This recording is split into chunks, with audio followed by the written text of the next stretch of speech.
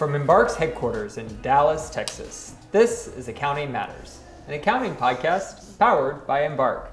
Hi, hello, good afternoon. It is great to be with each of you. I'm Zac Smith, Embark's resident Tampa market president, and I'm joined with my co-host, Adam Olsen, Embark's accounting advisory practice leader. On this week's episode, we'll be discussing accounting changes in a two-part series with Nicole Harger, a senior director in Embark's National Quality Group. Adam, Nicole, thank you so much for joining us.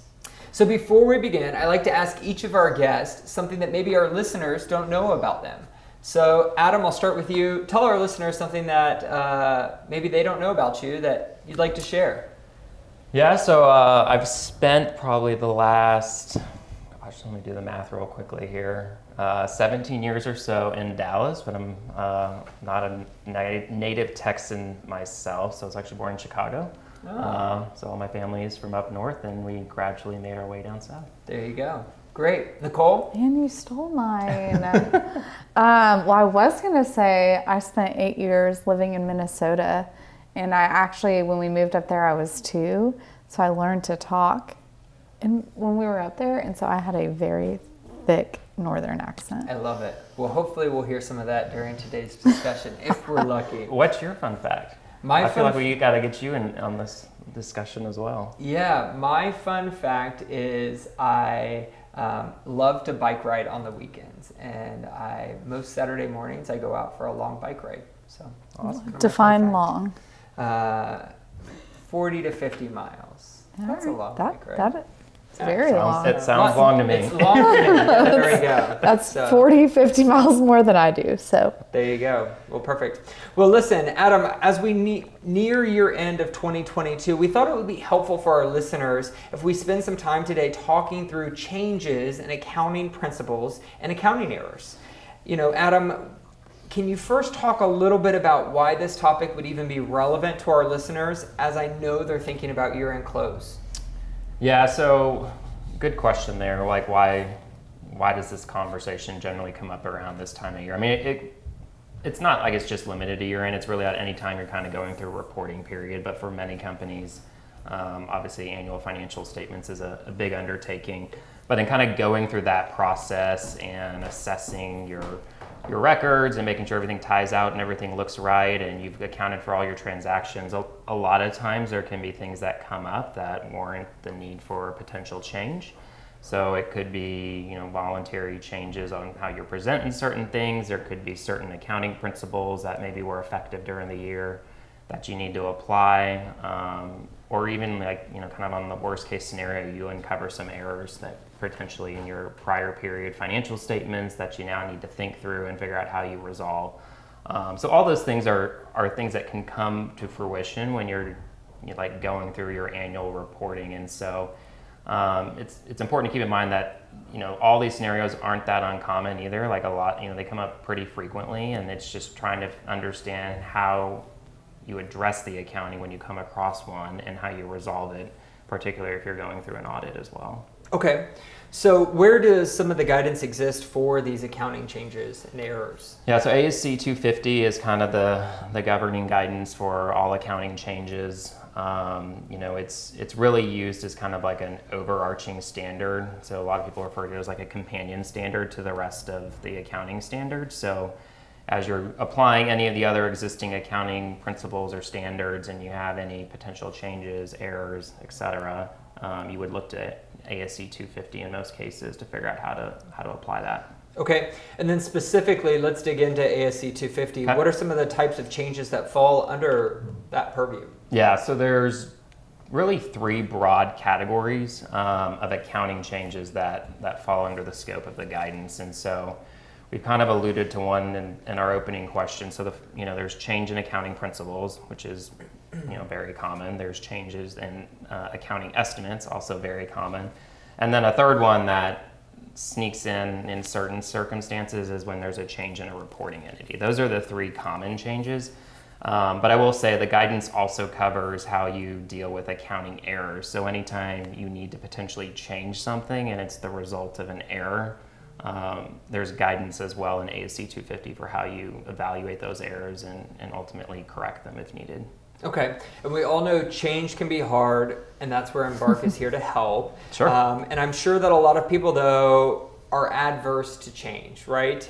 It's difficult from a company perspective to take on a lot of these different changes. But when it comes to change in accounting principle or an estimate, everyone should be prepared to work through it. So let's start first with that change. What qualifies as a change in accounting principle, and what are some of the things that our listeners need to know? Yeah, so a change in accounting principle, like I said, it does happen from time to time. Generally, like when you establish accounting principle, like there's a presumption normally that you aren't going to change it because you would have applied the most preferable accounting principle or what's required. But where there are instances where there needs to be a change in accounting principle, it's usually under like two circumstances. You either got new guidance that's effective for the reporting entity, so like a new accounting standard or an ASU that requires a certain change in accounting principle, or it could be where the entity decides that there's a justified reason to apply a change in accounting principle because it's more preferable. So those are the two common situations in which you would typically have a change in accounting principle. So it's almost like mandated and then a kind of a voluntary one where you've decided it's more preferable. Okay, so what about changes though that are related to the newly issued codification update?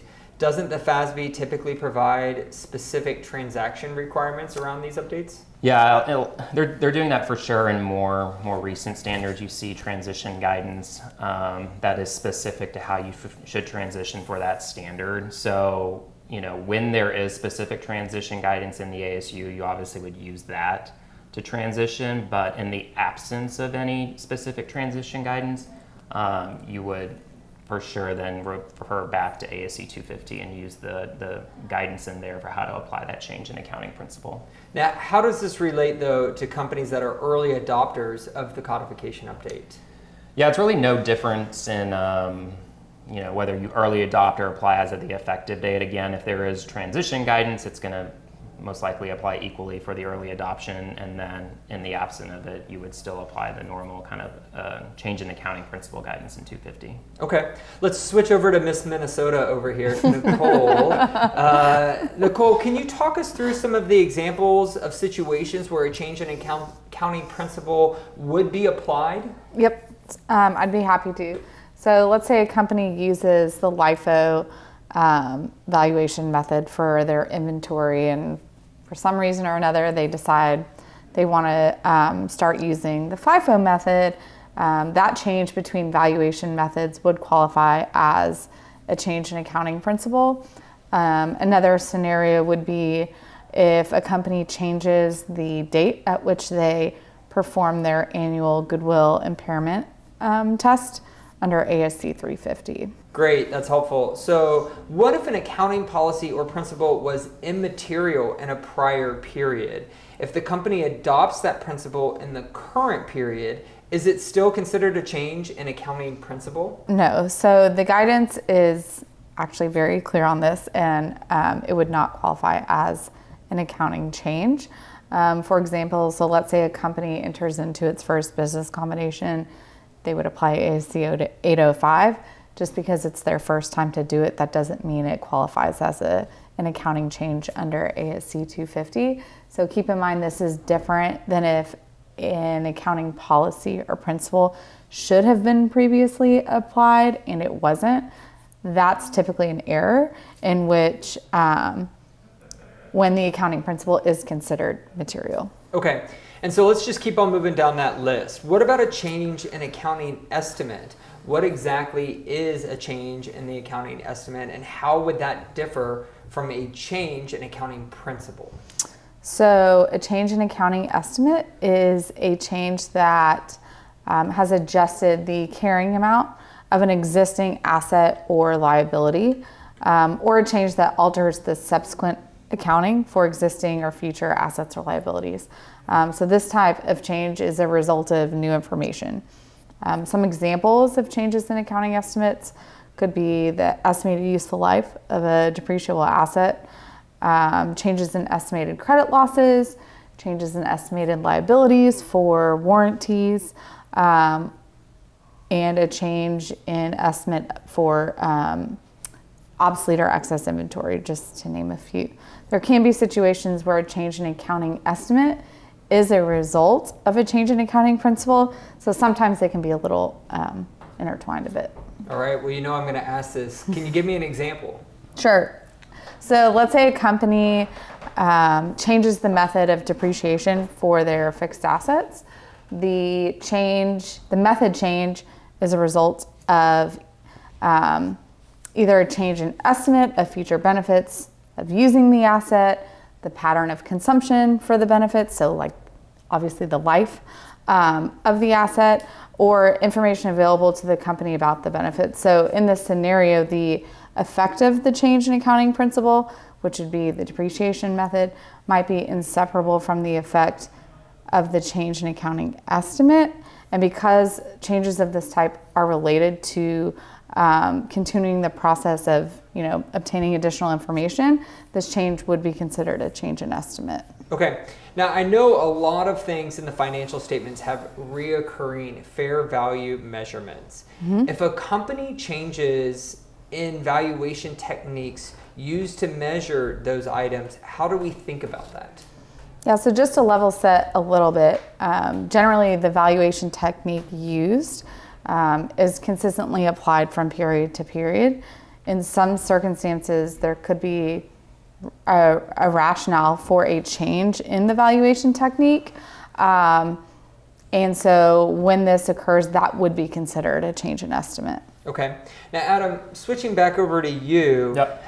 The accounting treatment, is the accounting treatment the same for a change in accounting estimate and a change in the accounting principle?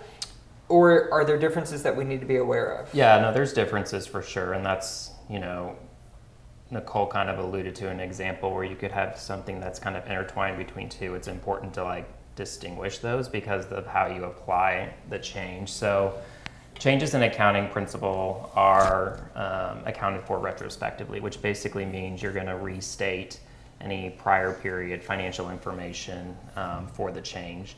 Any cumulative effect of that change that needs to be reflected in the carrying amounts of the assets or liabilities will be reflected, and then in some circumstances you may even have to make an adjustment to your opening retained earnings. Changes in accounting estimates, though, are actually accounted for prospectively, so it's kind of a look going forward change there. And so you would reflect any of those changes essentially in the period in which the change in estimate occurred. One thing to keep in mind is that Nicole, like I said, mentioned that there are times where you could have things intertwined. So when you have a change in accounting principle that's also associated with a change in estimate, in those circumstances, it's going to be applied as a change in estimate, so prospectively. Oh. And the only other thing I would add is when we're talking about changes here, and it's really the case when you do have voluntary changes in accounting principles, is again, it's really important that the rationale for why you're changing is preferable, and there's a solid case to justify why that change is needed. And it's, because it's something that management is deciding is more useful for the users of the financial statements and is a better representation of the business. Okay. Now, can a company conclude that determining the retrospective adjustment is not practical after their analysis and review, or how does that work?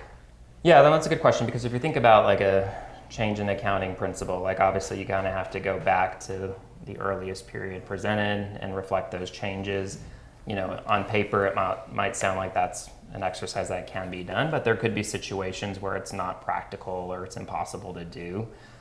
So you can make that assumption that it's impractical to do that. And really you just want to make sure you've really gone through all the means of saying, you've thought about every reasonable effort to get the information you need to make that change. And in doing so, it's still going to require information that's just not readily available. So management, is unable to substantiate certain, assumptions that need to be necessary to make the change in prior periods, or the information isn't objective enough because we only have kind of hindsight information.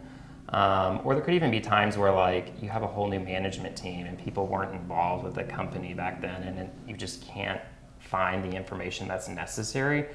So it's really kind of after, like, it's the final straw. Like, you just can't get to that information, and you would have to kind of disclose and provide information around why you're unable, I guess, rather, to retroactively apply that. Okay.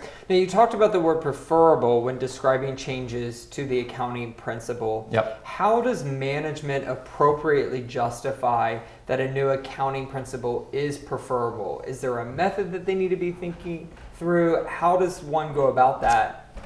Yeah, there's no like prescribed like checklist. You got to meet all these different conditions or factors. So there's a number of things that you can think through when you're evaluating the preferability of a change. So the first thing is just to like blankly say, is the change you're making supported by any guidance out there? First, obviously looking at authoritative guidance, so a position that the FASB has on something, and in the absence of that, maybe non-authoritative guidance. So it could be, other regulatory bodies, AICPA statements, technical practice aids that are available, different, handouts, textbooks, thought leadership from major accounting players on how things might be applied in practice. Those could also support, justifying that the change is preferable. So the second one is maybe looking at whether or not the change is rational. So like, are you conforming to broader concepts of accounting, things that are widely accepted? Is the result of making the change going to provide a more accurate representation of assets and liabilities, the income statement, just information that's useful to users of the financial statements? And then, kind of a third area people might look to, especially in certain industries, is that industry practices develop over time. And so there may be certain preferences that are kind of embedded in the accounting for certain things that are derived from that industry. And so you might be conforming to what's standard for the industry or what's widely accepted for the industry. And that's what makes it preferable.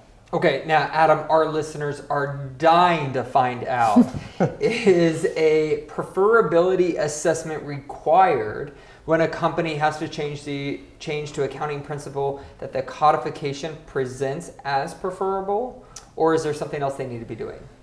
No, so they don't actually have to even think through those criteria when they're making a change from one position to another position that is preferable by the authoritative guidance of the FASB. So a common example here that comes to mind is like if you think about like a liability classified share-based award for non-public companies. So in the guidance itself, what the FASB will refer to that the measurement of that award, the preferable way is kind of a fair value measurement.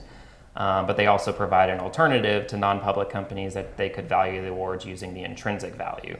So if a company originally decides to use the intrinsic value and then later down the road decides, no, we want to switch to fair value, because that fair value change in accounting principle is the more preferable method by the FASB, like they don't have to justify that change.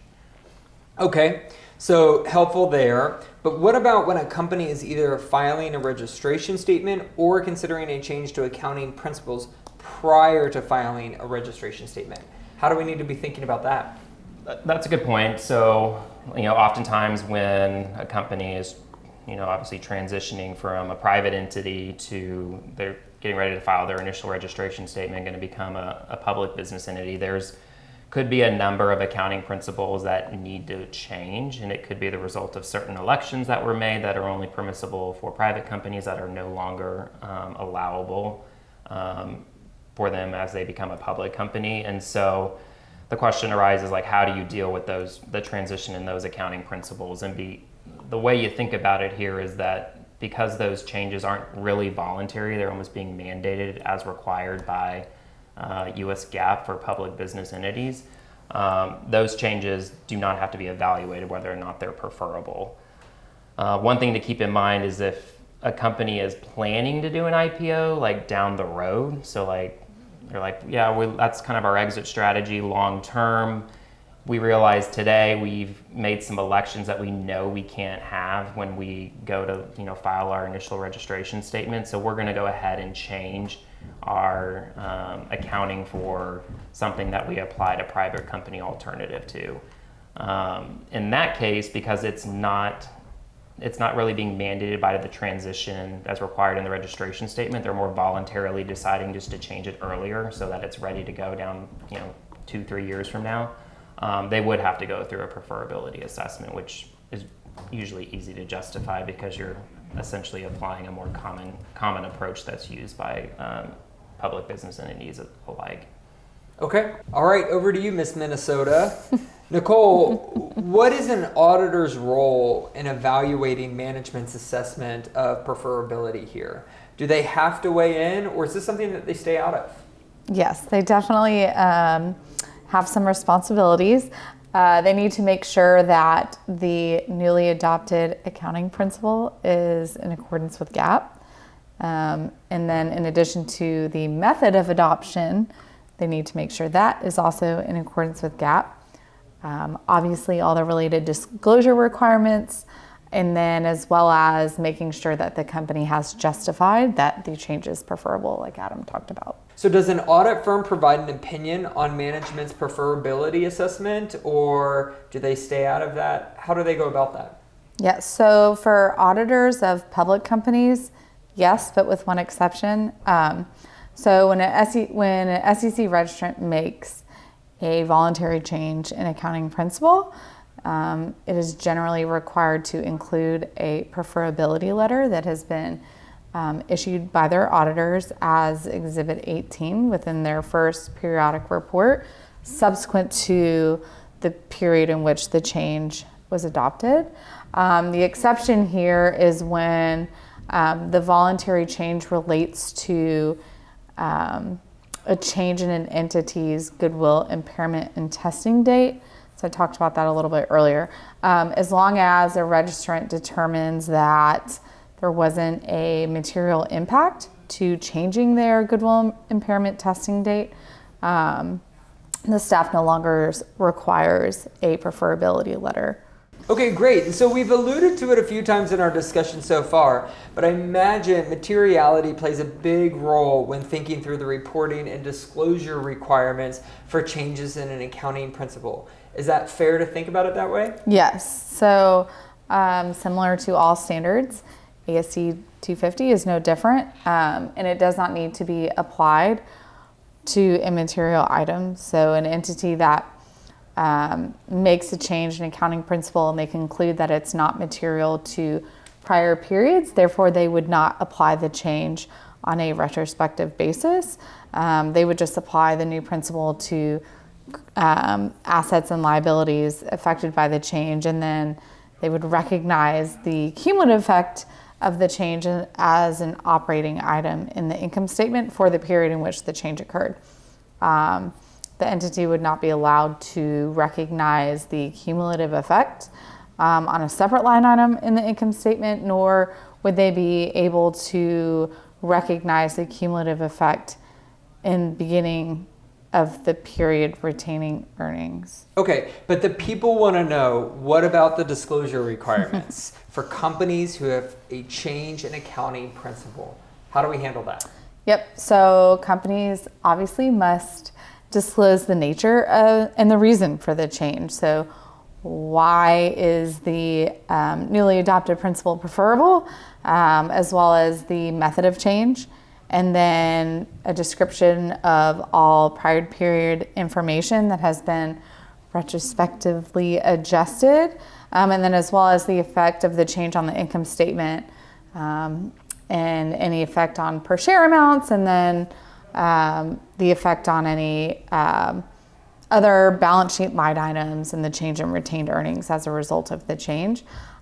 If a company determines that a retrospective application to prior periods is not practicable, then they must disclose the reasons behind that, as well as a description of whatever alternative method that was used to report the change. Okay. But how about a change in accounting estimate?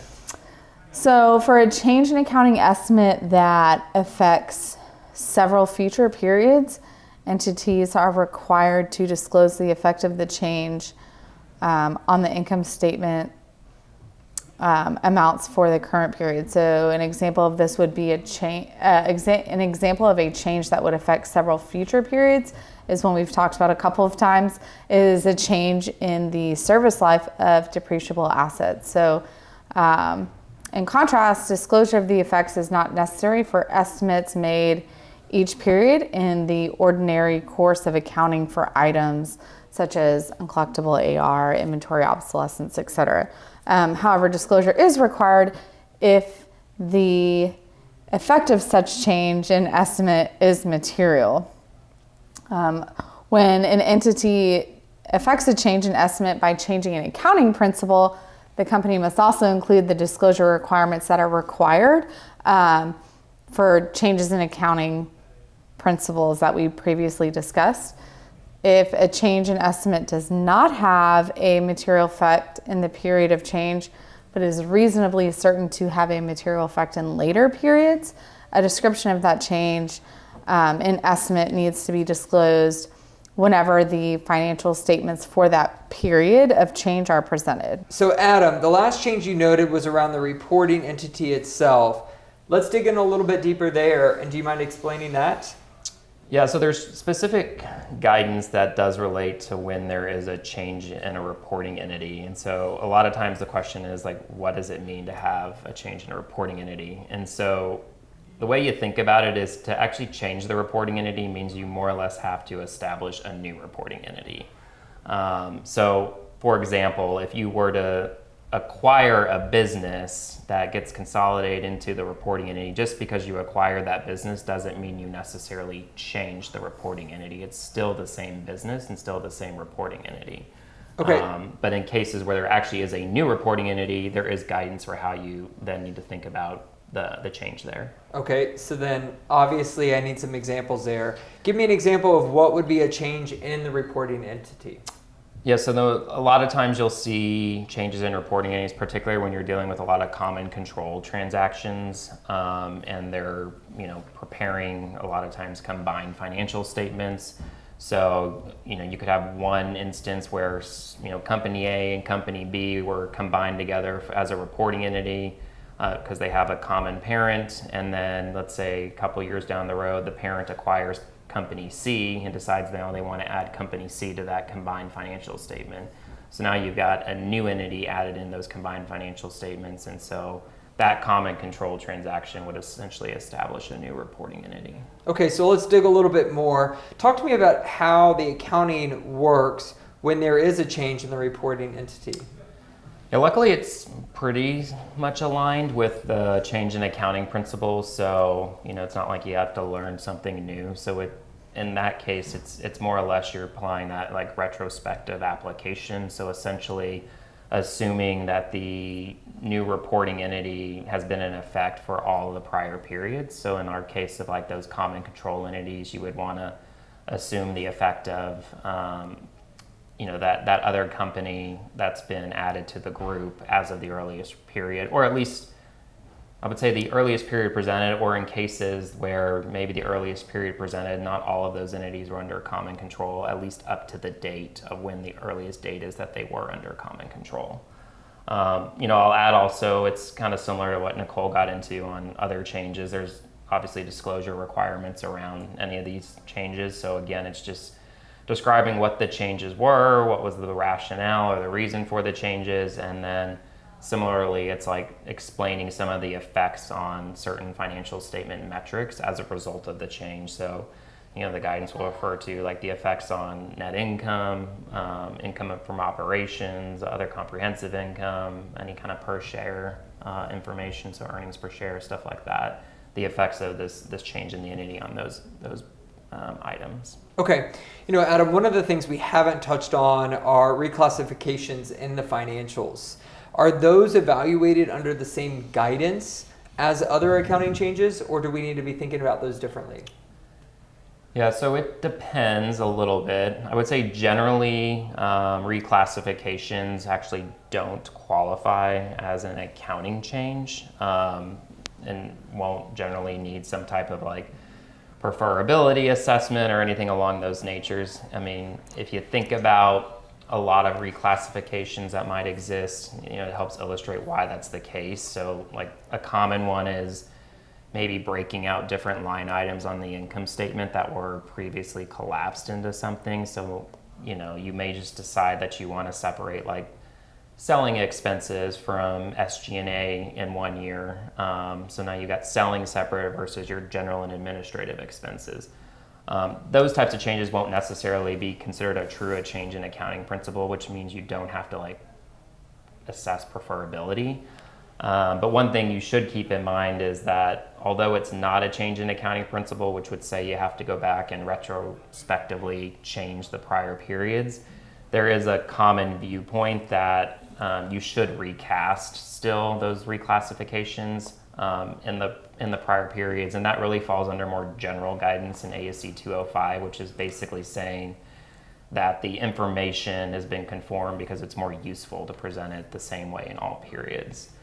The only other thing I would add about reclassifications is a lot of times things get characterized as a reclassification, but it's actually more than a reclassification. And what I mean by that is, you could have an instance where you're reclassifying something because it was wrong. So it's actually an error. So you need to really think about it through how we would evaluate errors and get into like the error guidance in 250 versus saying like, well, I know reclassifications we don't have to worry about. We don't have to apply any change in accounting principles. I can just move it around.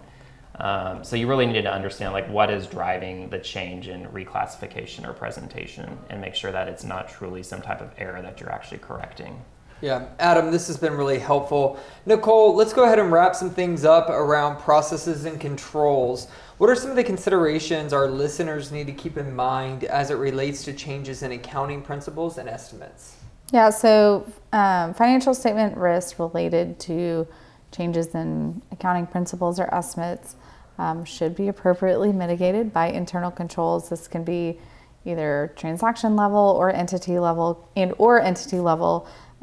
controls that are necessary to help mitigate the risk of material misstatement. So for changes in accounting estimates, it's really important for management to understand the assumptions, the methods, the data, and then all related controls that are in place to establish these estimates, and then just making sure they understand how changes in those assumptions, methods, and data are timely identified by controls. So the key here is timely performance of controls of an estimation process. Okay, well, this has been wonderful. Let's put a pause on this discussion around accounting changes. On our next episode, we'll dive a bit deeper on when accounting changes are to correct accounting errors, including on how to evaluate errors and the method for presenting corrections. I cannot wait for that next discussion.